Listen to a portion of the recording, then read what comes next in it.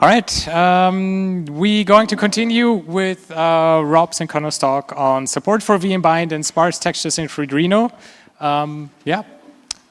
Give it away. All right. Hi, I'm Connor. I work for Valve on Turnip, which is the open source Vulkan driver for Qualcomm GPUs. I'm Rob Clark. I work on the kernel and all the things that are not Turnip mostly, sometimes Turnip. All right, and we're going to talk about how we implemented support for brand new kernel ABI.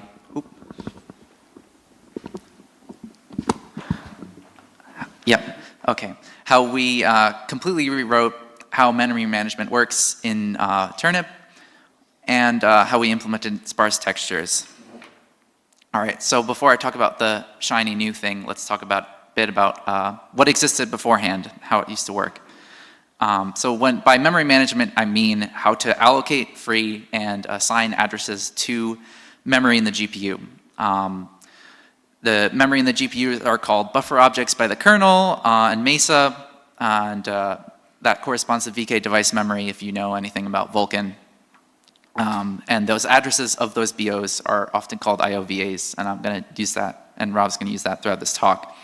For completeness, we can also map them in user space to share memory between user space and the GPU, but that's not super relevant here.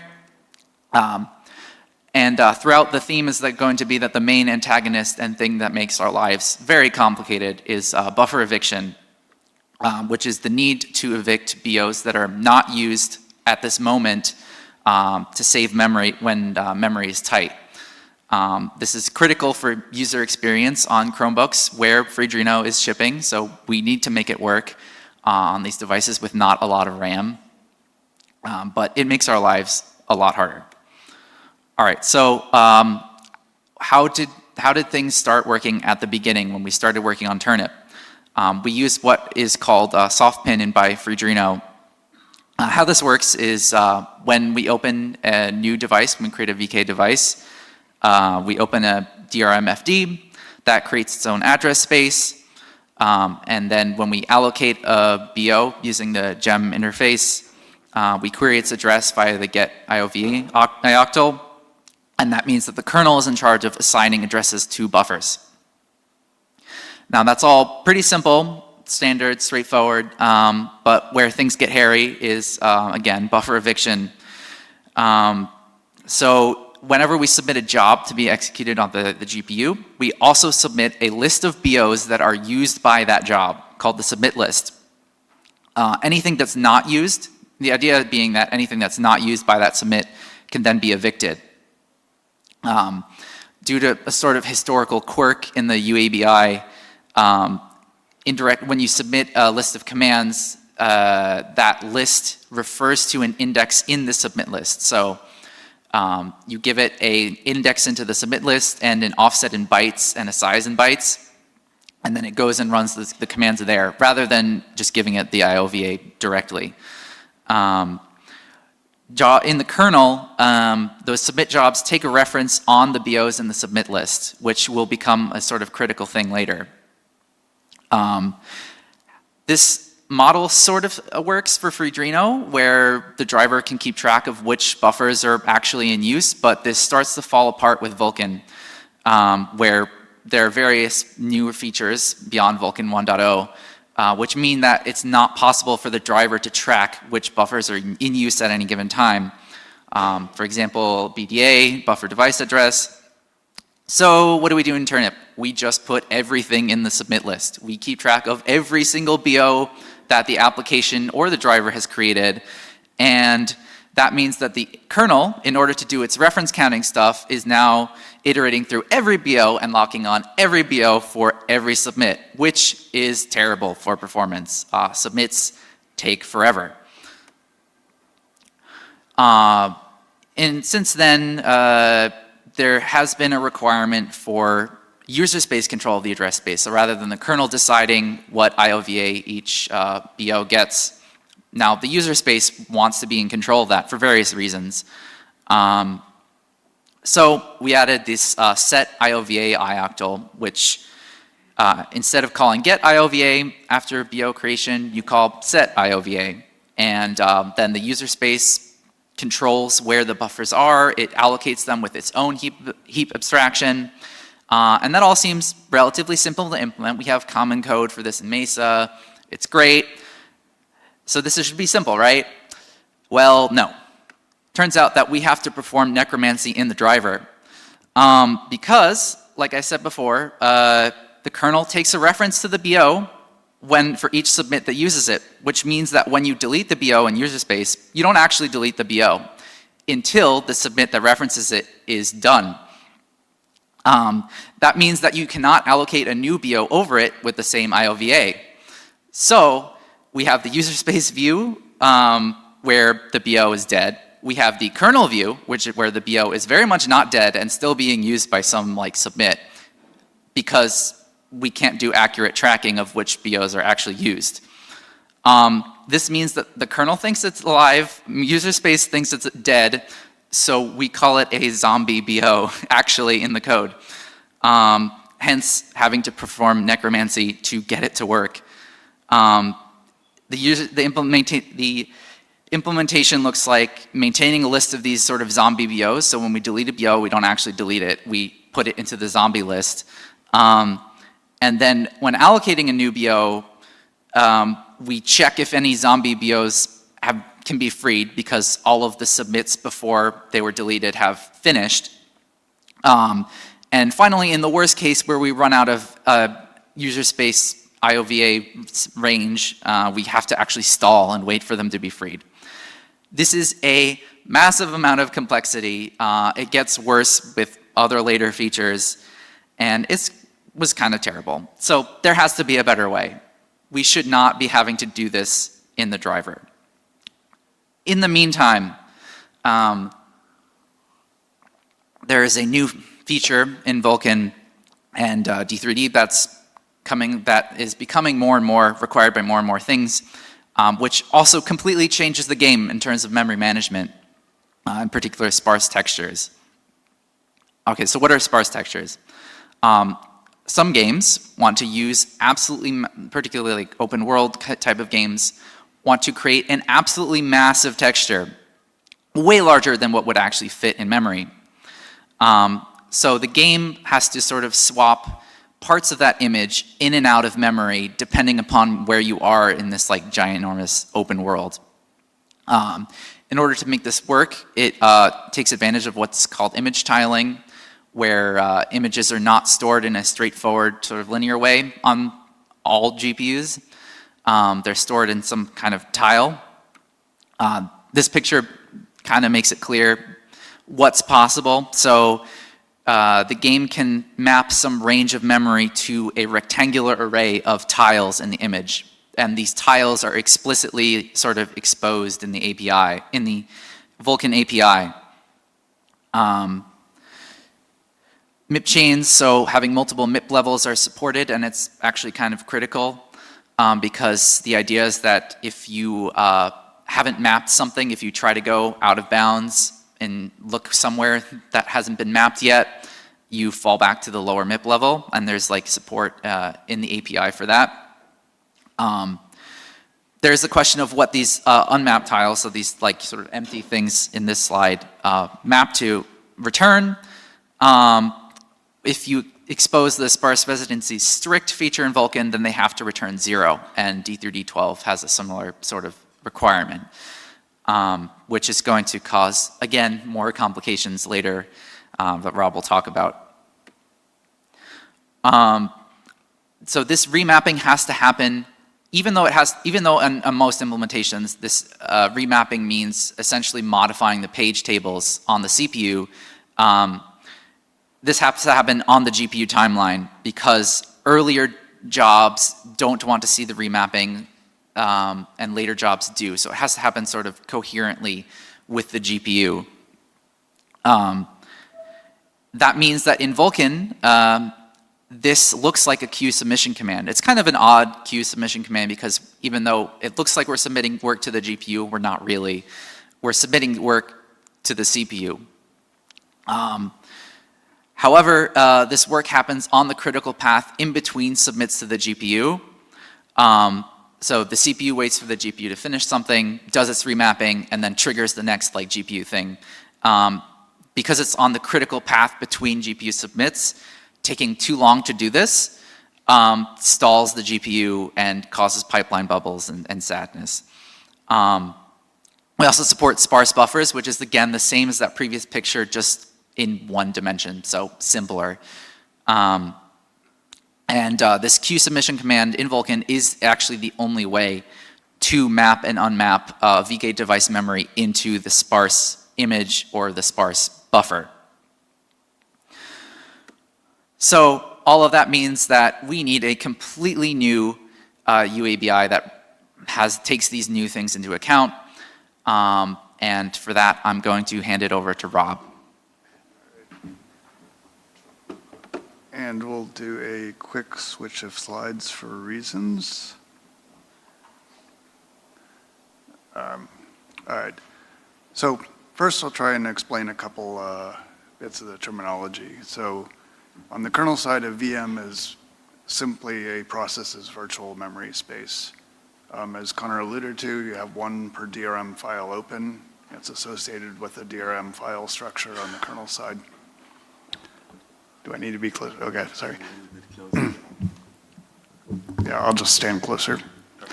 So one per DRM file on the kernel side. There are a few special internal VMs for this display, for the GMU firmware, and so on, that are not visible to user space. So now, after the migration to VM bind, we have two kinds of VMs. One is a kernel-managed VM, where the kernel assigns the IOVA, the GPU virtual address. This is used for legacy user space and also the kernel internal VMs, which are not visible to user space. And then we have the new user-managed mode, where user space controls the VM exclusively through the VM bind dioctal. In order to make this work, there's an opt-in step that user space does that says, yes, I want to manage the VM myself through VM bind. That disables a few of the legacy ioctls, so you can't mix and match the two modes. On the kernel side, as far as data structures, is MSM gem VM, which extends the GPU VM. So the next step is next part is the virtual memory area, or also known as just simply VA. Linux MM code refers to them as VMAs, and I kind of followed that. If you look at the description of the kernel's CPU MM system, it describes a VMA as a contiguous range of virtual addresses that have the same permissions and are backed by the same object. And that's exactly the same thing as what a DRM GPU VA is.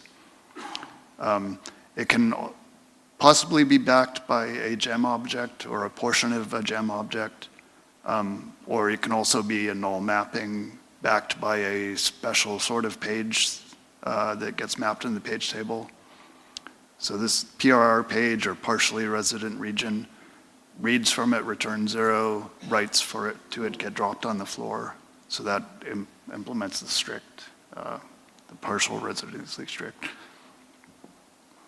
So moving on, we introduced a new kind of submit queue when we added VM bind. So we initially had submit queues, which mapped to GPU timelines.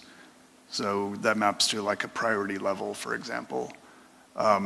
We introduced a VM bind submit queue, which is for submitting VM bind ops. User space can create however many of these at once.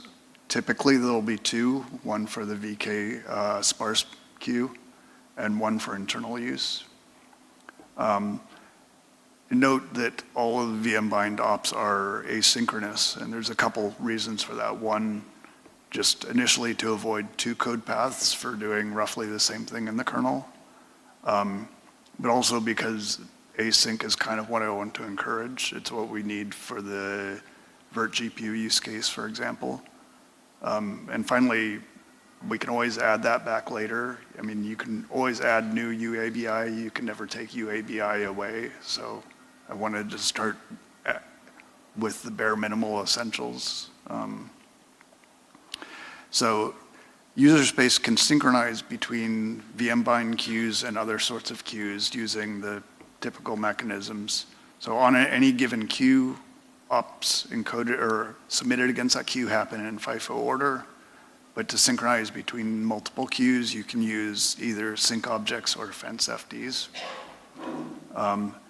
And the main reason here for fence FDs is because that ends up being convenient for virt GPU. So in the VM-bind dioctal, you have one or more VM-bind operations. That's either unmap, map, or map null. A map null refers to mapping the PRR page. A map op takes a gem handle and an offset into that gem handle. They all take an IOVA and a range. The DRM GPUVM infrastructure handles translating those sequence of ops into a sequence of steps, which I'll give a simple example in the next slide. So it's perfectly legal to have say for example, a new map op that overlaps an existing VMA. So in this example, you have a VMA A that's covering a range of the address space. You get a new map op that sits right in the middle of that.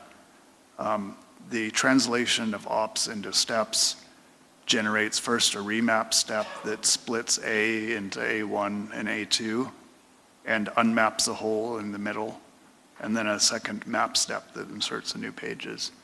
There's a lot more permutations of this that you can look at in the GPUVM docs. I don't want to go through all of that, but I just wanted to make the point that user space doesn't have to unmap something first to map something new over it. So as far as the DRM GPUVM conversion, a lot of the drivers that use, not all, but a lot of the drivers that use GPUVM have the luxury of starting from scratch, or at least starting from the point of view of having sparse as a requirement, where DRM MSM is quite a bit older and predates a lot of that. So going to GPUVM, we replaced our own internal hand-rolled tracking. So the previous tracking, we supported only full mapping of gem objects, so you couldn't map a portion of a gem object. And you could only have one mapping per VM.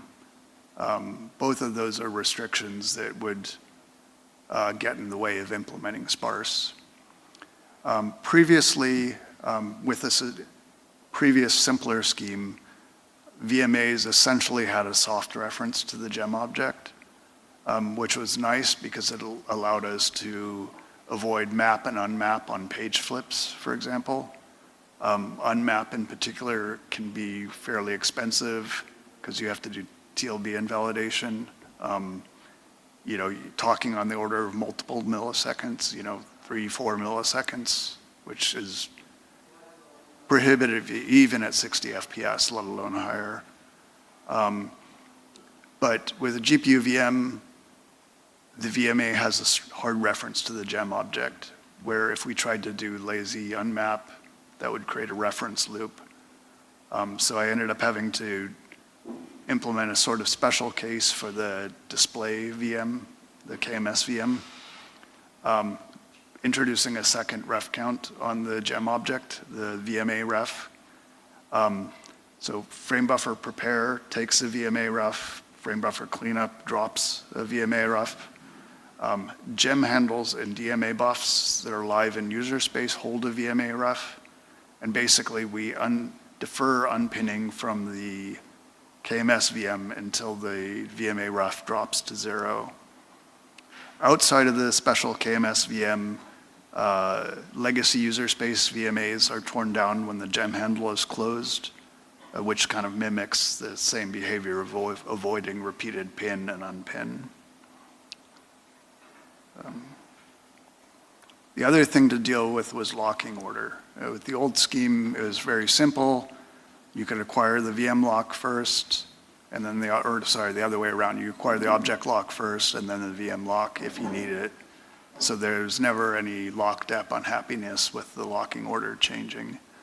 With gpuvm, now it's not possible to enforce that ordering. There's some cases where you need to acquire the VM lock first. There's some cases where you need the object lock first. And in addition, the VM lock is just a gem object lock, the so-called reservation object. The solution for that is to use DRM exec everywhere. DRM exec is just a, let's say, ergonomic wrapper around wound-right mutex and WW acquire context, which handles the deadlock back-off retry loop in a straightforward way. And there's a simple helper for the common case, MSM gem lock VM and object, which handles acquiring both of those locks. So the other complication is pre-allocation.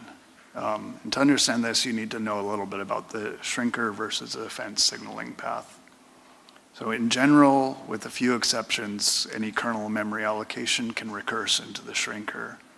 But in some cases, the shrinker might need to wait on fences in order to reclaim memory, which means allocations in the fence signaling path can cause deadlock because they have to wait on a fence which won't signal until after the allocation succeeds. So I dealt with this in two parts. The first part is all of the bookkeeping is done synchronously in the synchronous part of the VM bind dioctal. By that I mean allocating new VMA objects and updating the VM. And the second part of that is to pre-allocate all of the pages that we'll need for the page table, which in general is not a big deal. But since we don't know what the state of the page tables will be at the time we're applying the update, we have to allocate page table pages for the worst case. And the really worst case is single page size mappings. So say you have a 4K page size, 4-level page table, root page table level is already allocated. So for each 4K map op, you might have to allocate 3 4K pages for the page tables. So, you can kind of see a problem there using 3 times as much memory for pre-allocation as what you're mapping.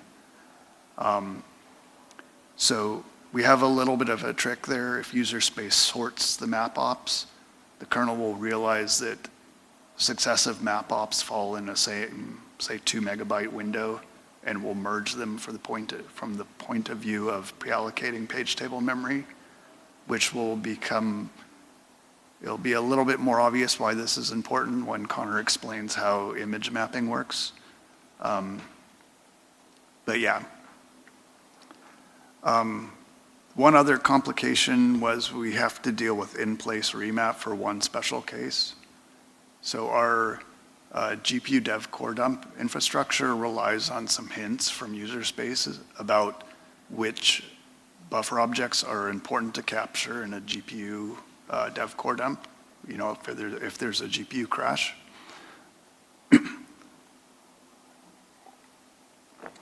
Sorry. The new VM bind way of doing that is setting a VM bind op dump flag on the map op. But there's a couple cases where user space doesn't know that it will need, and to back up, like buffers that hold like descriptor tables or shaders or things like that are things we want to capture in a dev core dump in order to make sense of what crashed. So there are a couple cases where user space doesn't know when it initially sets up the VMA that the buffer will be important to capture. So basically device generated commands and X descriptor buffer. So in those cases, user space will do a second map op that doesn't change anything except for setting the new flags.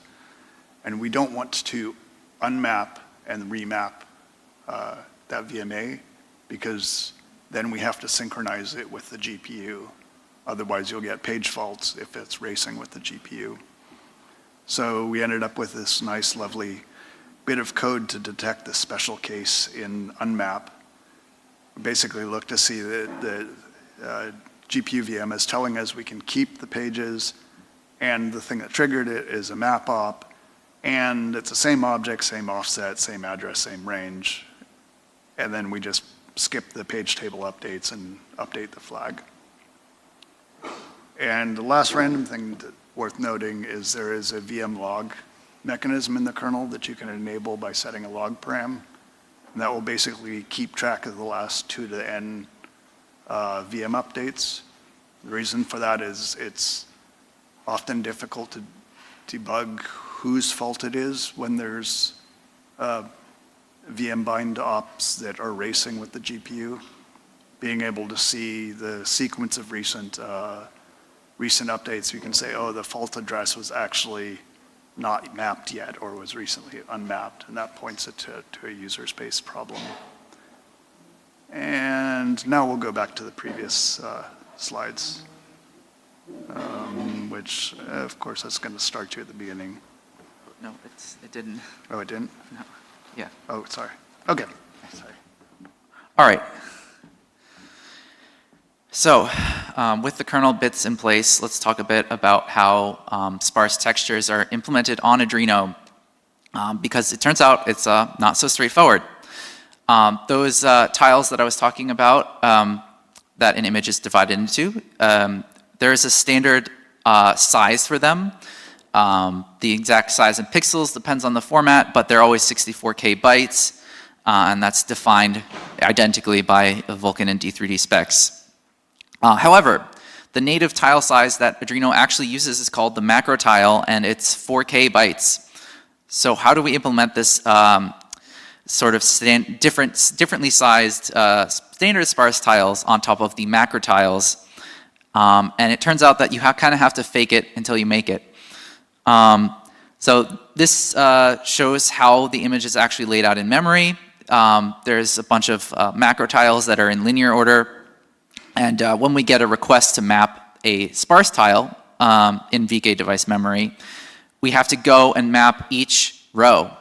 This example is something like 16 CPP. It matches out. The exact size of the sparse tile in terms of macro tiles depends upon the format size and a bunch of other things.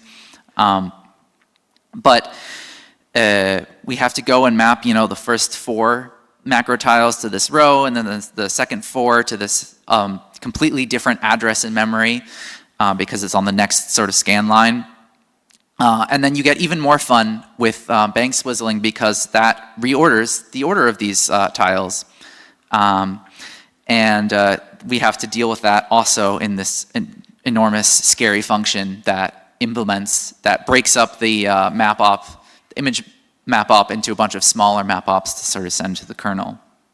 And then finally in the kernel we have to sort all of them because as Rob mentioned, if you don't sort them then you can vastly over-allocate how much memory, pre-allocate memory and wind up with using way too much memory for simple map ops. Yeah, as I said, we have to deal with this sort of bank swizzling nonsense that swaps the order of the macro tiles within a particular row. We also have to deal with partial tiles where the emulated, the actual tile only partially overhangs the emulated tile. So if an image is not a multiple of the sparse tile, we can have to only map some of those tiles into the sparse tile.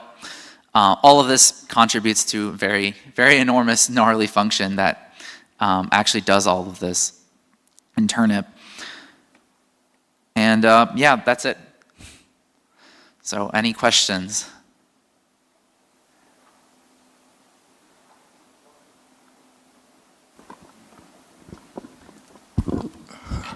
Maybe not questions, but rather a few comments.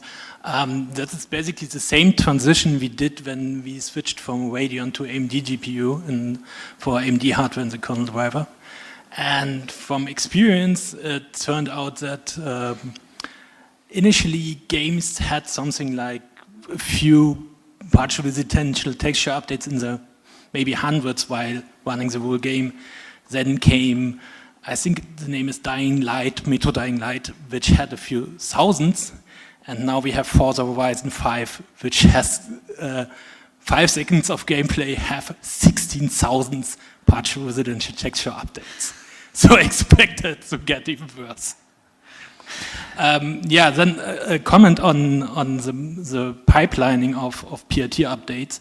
On the AMD hardware, we have the SDMA for doing VM page table updates, which basically makes the whole bubbling to the CPU no-op, because you actually can pipeline everything on the GPU, even the page table updates. Maybe that's also something you could look into.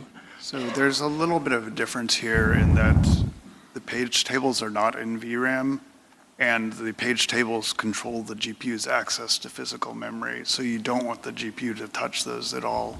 Yeah. Yeah, we have a kernel context which the SDMA can run into and then can touch this. Otherwise, it's forbidden for user space to touch them in any way. Yeah.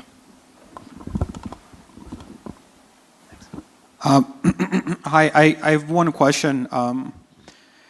I basically understand how VM bind works because I had to implement that on the driver I'm writing, but I'm not sure I understand the motivation from the user space side. So you guys were explaining why games need that, and I want to revisit this topic a bit more. So you said that games want massive texture. So one of my questions would be like, why? And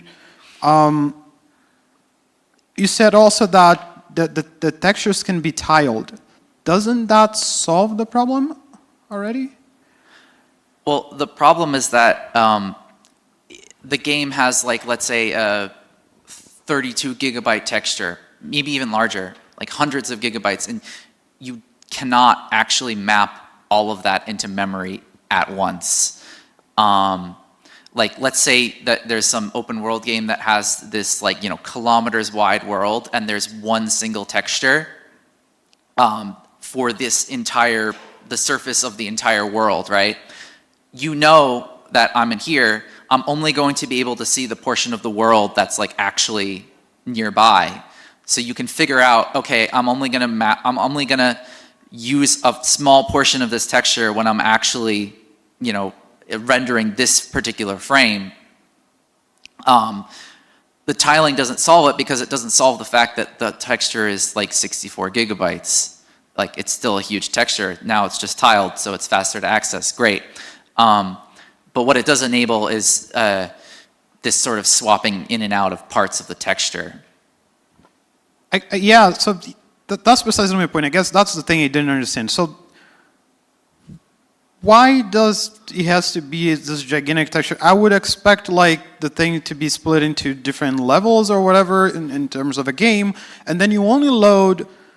I guess we're speaking the same thing, but my question is, why do games have a 64 gigabyte whatever texture instead of smaller textures, and then these are composed to form the larger world, such that you only have to load a much smaller texture instead of trying to load the whole thing and having to use sparse mappings to be able to do so?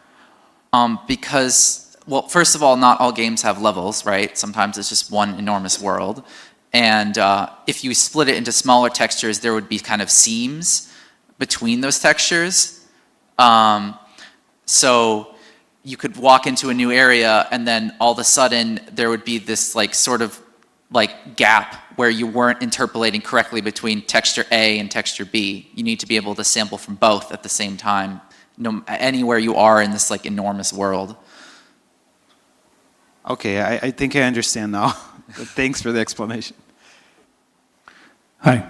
On the VM bind submit queue, do you submit for all the frames, or can you insert sync objects in that submit? And if you insert sync objects, how do you make sure that you don't deadlock? So yes, you'd use sync objects or possibly fences to synchronize. If you're using sync objects, you have to do the same dance that you do with submits or exec buff to make sure the sync objects are backed by an actual fence before you submit to the kernel. So the driver scans both submit queues. Right. So both command submit and VM bind submit actually end up sharing a fair bit of code because they look very similar.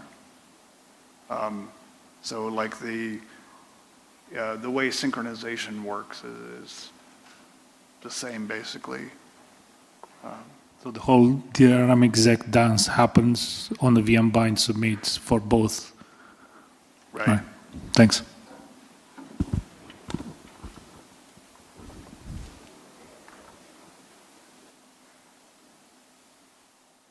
Thanks.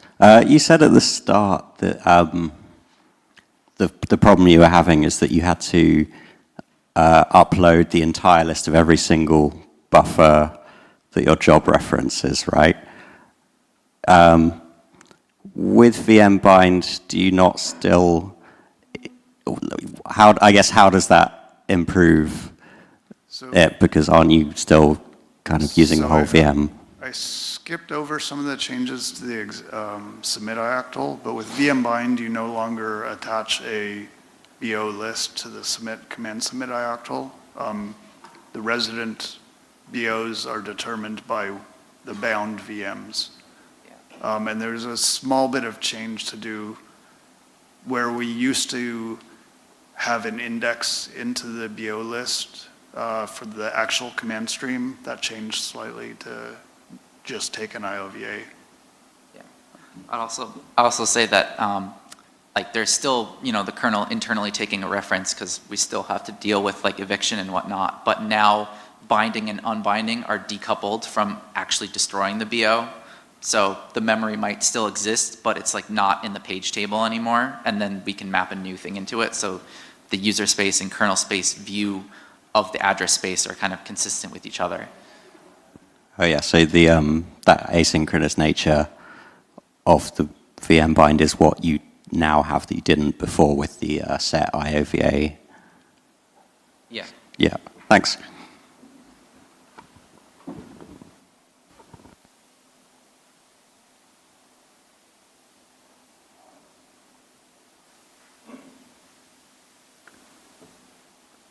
All right. Well, thank you, everyone. Thanks a lot.